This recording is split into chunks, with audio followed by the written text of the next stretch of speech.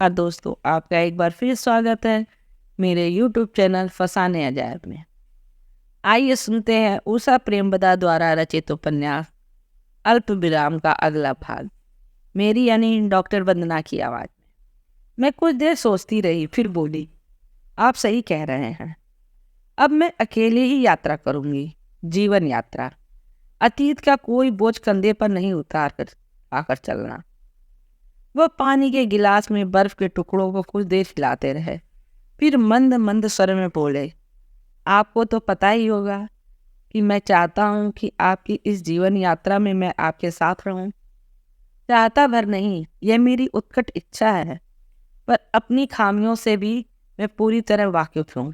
मैं उम्र में आपसे कितना बड़ा हूँ, यह अंतर कम नहीं होता। आपका जीवन चढ़ते हुए सूरज की तरह है और मैं ढल रहा हूँ। फिर भी अभी मुझ में काफ़ी दमखम है। यह बात नहीं है, मैंने बेझिझक कहा। न जाने कहाँ से इतनी हिम्मत, इतना खुलापन आ गया। फिर अभी मैं किसी प्रकार के कमिटमेंट के लिए तैयार नहीं हूँ। अभी अभी तो मुझे पंख मिले हैं। मैं खुले आकाश में उड़ना चाहती हूँ, अपनी सीमाओं को पीछे छोड़कर। आपको विश्वास दिलाना चाहता हूँ कि आपका जीवन अपना ही होगा। कोई सीमा, कोई बंधन नहीं। आप पर किसी प्रकार का प्रेशर नहीं, कोई अपेक्षा या प्रत्याशा नहीं। उन्होंने पानी का एक घूंट पिया। मैं आप में एक नई बात देख रहा हूँ। वह मुस्कुराए, पर चेहरा जरा उदास हुआ है। आप में एक दृढ़ता आ गई है, एक प्रकार की फ्रीडम। शायद यह वातावरण का प्रभाव है या उपचार के कारण पूर्वाग्रहों से छुटकारा। आपके व्यक्तित्व में निश्चय ही यह दृढ़ता एक अच्छा सगुन है। हम जैसे हैं, जैसे दूसरों को दिखाई देते हैं, वैसे कभी अपने आप को नहीं देखते। अपनी छाया दर्पण में हमेशा यथार्थ से सुंदर लगती है। मैं बिना कुछ कहे, बिना कुछ समझे ही इस वार्तालाप का अंत कैसा होगा सोचते हुए उन्हें ताकती रही। उन्होंने गिलास मेज पर वापस रख दिया। बस इस बात का ख्याल रखें कि कहीं देर ना हो जाए। मैं चुप खड़ी उन्हें देखती रह जाती हूँ। मन में कुछ चुभा सा, और मैंने उन्हें जाने दिया। अरे, नाम तो अभी भी नहीं मालूम। मगर अब क्या कर पीछे से पुकारूं? सुनिए, अपना नाम बताते जाइए। पर पुकारा नहीं। पर उनकी बात मन में कहीं टंगी रह गई। हार्वर्ड स्क्वायर में एक छोटी सी मेज के पास बैठे बैठे मैं कड़वी कॉफी के छोटे छोटे घूंट लेती रही। किताबों की दुकान, ड्रग स्टोर, आधुनिक डेनिस फर्नीचर और छोटी छोटी बोटिक में कभी कभी कोई कपड़ा पसंद आता तो खरीदने की सोचती, पर जब डॉलर और रुपयों का हिसाब किताब करती तो रुक जाती। फिर भी कुछ न कुछ ले ही लेती, छोटी मोटी सस्ती चीजें। ये सड़क में सड़क घूमना अच्छा लगता। हम ये सर कदम ऐसे उठाते जैसे किसी उद्देश्य से जा रहे हैं। हार्वर्ड में कक्षाओं के लिए, वाइडनर लाइब्रेरी में पढ़ने के लिए। फिर भी मुझे लगने लगा कि मैंने अब तक की जिंदगी बर्बाद की है। एक डिप्टी कलेक्टर की बेटी, एक आईएएस की बहन, आराम से रही, पढ़ लिख कर अपनी उस मनोवृत्ति में ही उलझी रही। पापा से डरना, मम्मी के दमंगपन से दबना, भाई की हर बात को अच्छी बहन की तरह मानना, ये सब क्या था? सब मुझसे मेरे व्यवहार में, मेरी अपनी इस भूमिका में पूरी तरह समर्पित रहने से प्रसन्न रहते थे। पर यहाँ इस नए परिवेश में आकर मेरे मन में बार बार प्रश्न उठने लगे। क्या हूँ मैं? मेरी पसंद नापसंद, मेरा यह दब्बू कायरता से भरा व्यक्तित्व, जिंदगी के सारे अहम मसलों का दायित्व परिवार के पुरुषों पर छोड़ देना, चाहे विवाह हो, आगे की पढ़ाई हो या यहाँ अमेरिका, भाई का पुछल्ला बनकर आने का निश्चय। क्या हूँ मैं? यह प्रश्न बार बार मेरे मन को मथने लगा। भारत में मुझे लगता था कि मेरा एक संदर्भ है, समाज, समय और परिवार के द्वारा निर्धारित सीमाओं में रहना कितना सुरक्षित लगता है। कोई न कोई मेरी जिंदगी के सुख दुख के लिए जिम्मेदार तो है। मुझे कुछ नहीं करना, निर्धारित लीक पर सहज रूप से चलते रहना। विवाह, पढ़ाई, फिर कुछ नहीं। यह कुछ नहीं भी अब अच्छा लगता था। खाओ पियो सो जाओ, न काम न धंधा न जिम्मेदारी, सुख चैन की जिंदगी जो मुझे अब एकदम खोखली और निरुद्देश्य लगने लगी थी। तो मैं करूं क्या? कहाँ से एकदम से अपने को पहचानूं, जानूं कि मैं कौन हूं? क्या फिर रूसी उपन्यास पढ़ना शुरू करूं? मनोविज्ञान की क्लास लूँ या फिर रास्ता ही ठीक लगा। सड़कों पर घूमूं, विद्यार्थियों की तरह बैकपैक लेकर ऐसे आचरण करूँ कि कहीं से मैं आ रही हूँ और कहीं जाने की जल्दी है। मगर यह सब नाटक बनकर रह गया, एक धोखा। असलियत तो यह थी कि मैं अंदर बाहर एकदम जीरो थी, न विचार, न पसंद, न कोई दिशा, बस समय की धारा में बह जा रही थी, एक टूटी हुई साख की तरह। पर इसमें बुराई क्या है? मैं रोज पलंग पर पड़े पड़े सोचती, भाई अपने काम काज, पढ़ाई और शाम को रस रंग में व्यस्त रहते हैं। अब अधिकतम जमावड़े अतिमा के घर होते हैं। अकेली थी, आकर्षक थी, अच्छी अतिथियाँ भी थी। मम्मी भी व्यस्त थी, शिखा और मिसेज धर के साथ। इनका साथ मम्मी को अच्छा लगने लगा था, विशेष तौर से शिखा का। साल में एक बार पूरा परिवार इकट्ठा होता था और एक दिन में ही आपस की स्पर्धा, ईर्ष्या और तंग दिली से इतने झगड़े होने लगते कि उनके जाने के बाद शिखा चैन की सांस लेती। बड़ा लड़का यहीं वाटर टाउन में रहता, डॉक्टर है, बहुत ऊंचे घर की बहू ढूंढी थी मैंने, पर क्या कहूँ, बहुत धोखा खा गई। वह तो अपने मन मर्जी से सजी सवरी बैठी रहती है, हाथ तक नहीं हिलाती।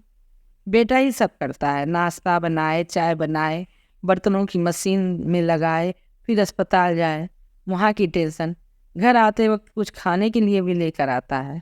छुट्टी के दिन बीवी को लेकर बाजार जाता है, सारे खाने पीने की चीज़ें खरीदता है। कोई नौकरानी टिकनी नहीं देती, बहुत सक्की मिजाज की है ना। उसके फ़ोन मैसेज सुनती रहती है, लैपटॉप खोलती रहती है। पर बेटा मेरा इतना शरीफ है कि सब कुछ झेलता रहता है। शिखा ने एक लंबी सांस ली। हम सब इसी इंतजार में हैं कि एक दिन वह बिगड़ी हुई औलाद अपने आप छोड़कर चली जाए। हम सब चुप, कुछ नहीं करती। किसी ने नहीं पूछा, कुछ भी नहीं, बस सजना संवरना और सारे दिन टीवी देखना, हिंदी पैक सारे चैनल, बस चैनल बदलती रहती है घड़ी घड़ी, कभी सोनी, कभी जी, कभी कलर्स। मम्मी ने मुझसे कहा, बेटा जरा चाय तो बनाना। उन लोगों के साथ मम्मी रम गई हैं, घूमना फिरना, बाहर जाना, शॉपिंग। उन्हें शॉपिंग करने का चस्का लग गया है। हर सेल में दरवाज़ा खुलने से पहले लाइन में खड़ा होना, सेल की सारी चीज़ों पे झटपटना, चाहे मतलब की हो या ना हो। घर आकर हर एक चीज़ का निरीक्षण करना, प्रसन्न होना और अगले दिन उस फालतू चीज़ों को लौटाने की लाइन में खड़े हो जाना। मम्मी, भाई कभी कभी कहते, इतना सामान जाएगा कैसे? भारत में सब ब्रांड मिलते हैं। क्यों, 3 जनों के बीच कोई कई सूटकेस नहीं होंगे क्या? हम तो लाए भी क्या थे? जैसे तुम्हारी मर्जी कहकर भाई चुप हो जाते। पर अतिमा चुप नहीं रहती। वो सारी कमीजें, कपड़े, स्वेटर, बर्तन आप जो खरीद रही हैं, इंडिया, बांग्लादेश या पाकिस्तान में ही बने हैं या फिर चीन में? इन सबको यहाँ खरीद कर वापस ढोने में क्या फ़ायदा है? लेबल हटा देंगे, जिससे देंगे उससे लगेगा कि अमेरिका का है। मम्मी बोली, अपने आप में खुश। तो अतिमा भी चुप हो गई, शायद मम्मी की उम्र और भाई की माँ होने के लिहाज से। लिहाजा मम्मी खुश थी, खूब खुश। भाई भी खुश थे, अतिमा उनसे चिपकी रहती थी। शायद दोनों ही अपने में बहुत अकेले रहे होंगे और मैं अपने को नए सिरे से गढ़ने की कोशिश में। जैसे रीते घड़े में बूंद बूंद पानी, न रात में सपने थे न दिन में, जैसे एक बिना इबारत की खाली दीवार थी मैं। और मुझे इधर उधर घूमने का चस्का लग गया। कहाँ तो भारत में घर से निकलने के नाम से ही उलझन लगती थी। चाहे भाई के साथ क्लब हो या बाजार, घर पर ही सब उपलब्ध। सभी अपनी अपनी गठरियाँ लेकर बंगले पर हाजिर हो जाते थे। कभी कहीं बाहर जाने की ज़रूरत ही नहीं पड़ती थी। पर यहाँ अगर साबुत जीरा खत्म हो गया या हरी मिर्च या धनिए या पुदीने की ज़रूरत पड़ गई तो मैं झट से गाड़ी निकालती और सेंट्रल मार्केट पहुँच जाती। वहाँ पार्किंग भी आसान थी, कोई काम नहीं होता तो भी मैं गाड़ी लेकर घूमती रहती। Garden Street, Mass Avenue, Fresh Pond, mall या फूड मास्टर। वहीं एक छोटी सी सड़क पर डोसा फैक्ट्री नाम की एक दुकान दिख गई तो रोज़ रविवार की सुबह ताज़े ताज़े डोसे खरीद लाते। डोसा फैक्ट्री के मालिक राव के पास 2 PhD की डिग्रियां थीं, एक आंध्र प्रदेश से, एक बॉस्टन यूनिवर्सिटी से। पर बेकारी की दशा में उन्होंने यह साग सब्जी, दाल चावल की दुकान और डोसा इडली का कैफे खोल दिया। खूब चल रहा था, बिना किसी शर्म के वो पटुता से डोसे बनाते रहते। और उनकी पत्नी भी, जिन्होंने प्लाज्मा में रिसर्च की थी, न जाने वो क्या रिसर्च थी। उन्हें पैसे लेते देते समय इतना समय कहाँ था कि मैं पूछती। 2 से पैक करवाती, पैसे देती और ले आती। हम माँ बेटी खुश थी, खुशी खुशी खाते और चटखारे लेते। कभी कभी माँ भाई के किसी साथी को भी बुला लेती। उस दिन उन्होंने गिरीश मिश्रा और उनकी पत्नी को बुला लिया। परोसते परोसते मम्मी ने ऐसे ही कहा, आज के अफसर बाबू कुछ चुप से रहने लगे हैं, क्या पढ़ाई बहुत बढ़ गई है? भाई चुप चुप रहने लगे हैं। मेरा ध्यान भी इस बात पे गया था। अपनी में इतनी मस्त में रहने लगी थी, फिर भी गिरीश चुप रहे और पतली सीमा बोल पड़ी, वह अतिमा वाला चक्कर। गिरीश ने सीमा को घूर कर देखा, वह बीच में चुप हो गई। अतिमा वाला चक्कर क्या? मम्मी ने पूछा। आपको तो पता ही होगा, श्रीमय अतिमा को लेकर बहुत सीरियस हो गए हैं।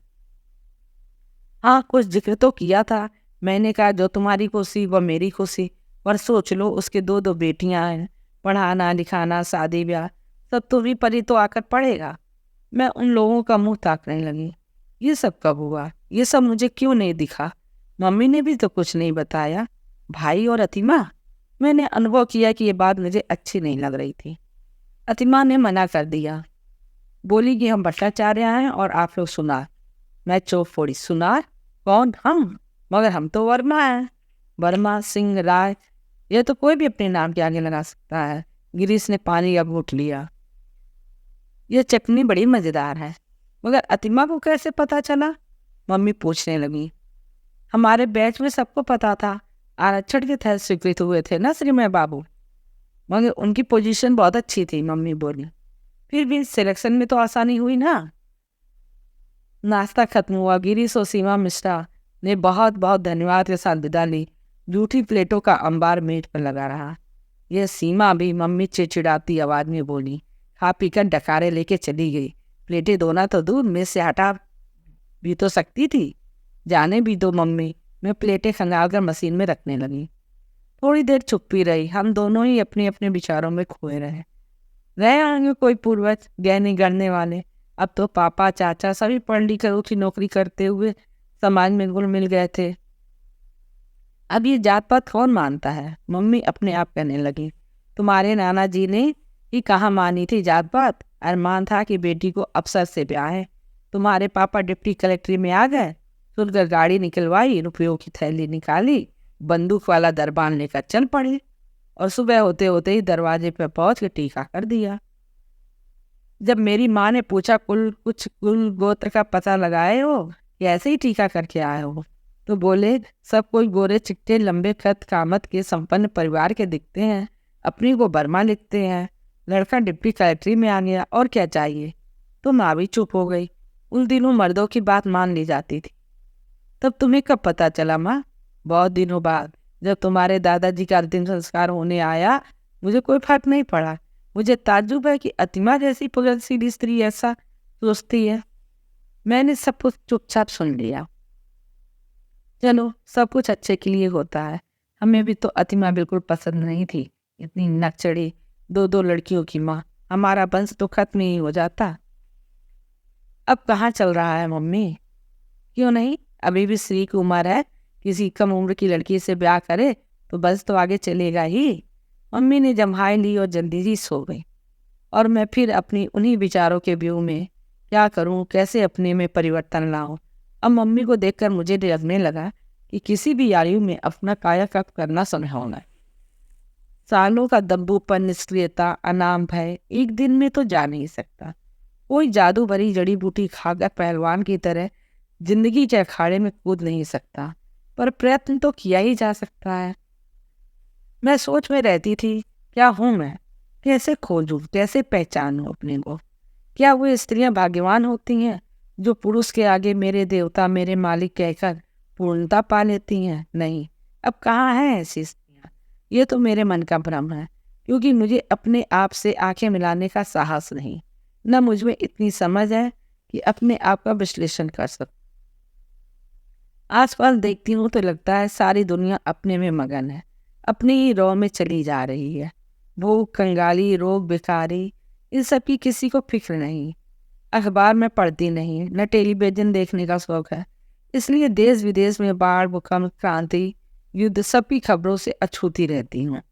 और मम्मी को देखो, आश्चर्य होता है कि डिप्टी कलेक्टर की पत्नी और आईएएस बेटे की माँ, जिन्होंने कभी एक गिलास पानी डालकर नहीं पिया, अब क्या हो गई हैं? एक स्वास्थ्य बनाने का शौक चढ़ाया है।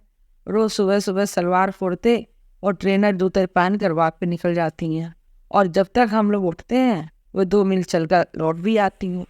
कितनी अच्छी सड़कें हैं, वह कहती हैं। न कूड़ा, न करकट, न लवारिस कुत्ते, एकदम साफ सुथरी सपाट, ऊपर से पेड़ों की छाया, मन खुश हो जाता है। वह रोज अपना वजन भी लेती हैं, पर उसमें एक रत्ती भी कम बढ़ नहीं होती। सलवार कुर्ते से वह पैंट सूट पर बहुत सहज ढंग से आ गई। साड़ियाँ तय कर सूटकेस में रख दी। कितना आराम मिलता है, वो कहने लगी। हाथ पैर कितने खुले खुले लगते हैं ना, बार बार न पल्ला संभालो न फदर फदर चलो। मम्मी, फादर फदर तो आप भी कभी चलती थी, हमेशा सलीके से ही रही हैं यार, मैंने लचर भाव से कहा। मम्मी के तेजी से होते परिवर्तन से मैं खुश नहीं थी। साड़ी में कितनी डिग्निफाइड लगती थी। मेरे लिए तो अब उस साड़ी की कवायद में वापस जाना दुखद होगा। मेरी सहज रिलैक्स रहने की आदत बनती जा रही है। तो मम्मी, मैंने कहा, आप वापस जाकर भी ऐसे कपड़े पहनेंगी? वापस? अरे जब समय आएगा तो देखा जाएगा। सारी जिंदगी साड़ी में गुजार दी, अब थोड़े समय या फ्रीडम एंजॉय कर लेने दो। मम्मी काफ़ी अंग्रेजी बोलने लगी हैं, सहेलियों के साथ ठहाके भी लगाती हैं, खूब घूमने फिरने भी लगती हैं। मम्मी मुझे देर तक ताकती रहती हैं। तुम सारी जिंदगी यूं ही डरपोक का दब्बू बनी रहोगी। अगर तुम्हारी उम्र में अमेरिका आने को मुझे मिला होता तो देखती। क्या देखती मम्मी? अरे उम्र होने से कोई अरमान शौक खत्म तो नहीं हो जाते। हमें तो मन मारना ही सिखाया जाता है, और हम वही स्वीकार भी कर लेते हैं। यह न खाओ, यह न पियो, यह मत करो, वहाँ मत जाओ, निषेध ही निषेध। औरों का डर, पड़ोसियों, समाज और रिश्तेदारों का डर। तो फिर मुझे डरपोक क्यों कहती हो? मम्मी चाय छानते छानते हंसने लगी। वो तो तुम्हारा स्वभाव ही है, अपने में सिमटे सुकड़े रहना। मेरा भी दोस्त है। वह रुकी, मेरी ओर देखते हुए आगे बोली। माँ बाप अपने बच्चों को जिंदगी के थपेड़ों से बचाना चाहते हैं। उनकी सुरक्षा कभी कभी कैद बन जाती है। चाय पीते वक्त हम दोनों चुप रहे। बहुत सुंदर हैं, किसी आवाज ने पीछे से कहा। मैं मुड़ी, चकित, भ्रमित। एक अनजाना चेहरा, स्मृति में कुछ हलचल हुई, पर कोई सूत्र पकड़ में नहीं आया। एक व्यक्ति था, वही व्यक्ति जो मुझे हर रविवार को उसी नुक्कड़ पर दिखाई देता है। हर रविवार जब तक मेरी गाड़ी मुड़ती है, वह दूसरी सड़क पर लोप हो जाता है। कान में मोबाइल, साधारण कपड़े, खाकी रंग की पैंट, धारीदार कमीज, हवा में उड़ते घुघराले बाल। शायद वही है, पर मुद्रा शांत थी। चश्मे के पीछे आंखों में एक चमक। जी, मैंने कहा, आपको पहचाना नहीं? पर आप हैं बहुत सुंदर, विशेषकर इस पिस्ते रंग की हरी साड़ी में। तभी मम्मी सामने आ गई, बाथरूम से वापस। तब से बोली, प्रभात, दूल्हा बाबू। वह भीड़ में लोप हो गया, एकदम गायब, जैसे जनता की लहर आई और नील गई। हम दोनों एक दूसरे को देखते रह गए, मम्मी और मैं। पहले चुप, फिर वो बोली, क्या कह रहे थे? कुछ भी तो नहीं, तुमने क्या कहा? अरे हमें लगा कि प्रवाल बाबू हैं। हम दोनों चुप, एक दूसरे को अविश्वास से देखते रहे। फिर मम्मी खिसियानी सी कहने लगी, आंखों को भ्रम हो जाता है कभी कभी, पीछे से वैसे ही लगे। मैंने सिर हिलाया। पीछे से तो देखा ही नहीं था, पहचानने का समय ही कहाँ मिला। प्रवाल कहाँ से हो सकते हैं, वो तो कब के समुद्र में डूब चुके हैं। पर शौक कहाँ मिला था? मेरे मन में एक उलझन सी जागी। अगले रविवार डोसा फैक्ट्री जाने के बजाय मैं उसी नुक्कड़ पर खड़ी थी। ठीक समय पर वही महाशय फिर प्रकट हुए। कानों में मोबाइल, अनसवरे घुघराले बाल, चश्मा सरक कर नाक पर। न आगे न पीछे, न उधर देखना, बस अपने वार्तालाप में लीन, अपनी धुन में। सुनिए, एक अचंभे से भरी दृष्टि।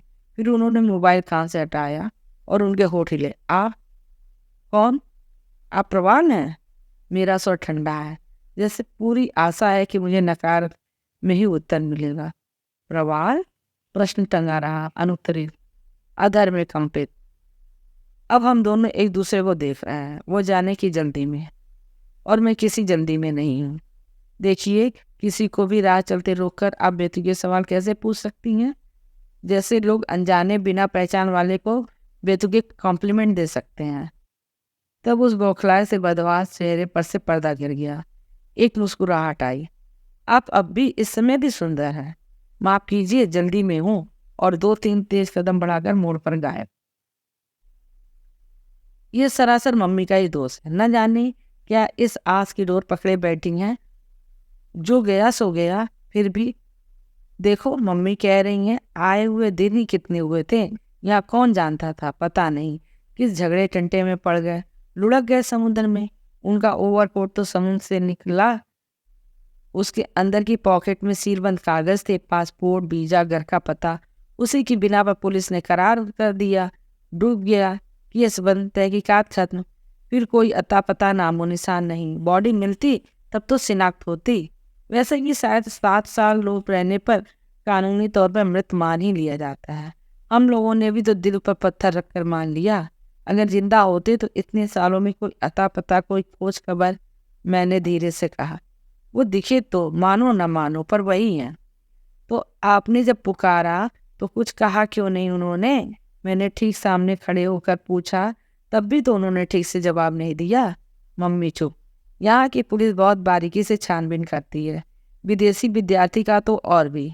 आपने पढ़ा नहीं, एक विद्यार्थी गायब हो गया था, 3 दिन बाद उसकी लाश तैराकों ने ढूंढ निकाली। मैंने कहा, अरे हो सकता है याददाश्त चली गई हो। मेरी मम्मा के द्वारा पढ़ी हुई कहानियाँ पसंद आती है तो प्लीज़ चैनल को सब्सक्राइब करें, वीडियोस को लाइक करें और भी लोगों के साथ शेयर करें जिन्हें कहानियाँ पढ़ना या सुनना अच्छा लगता है।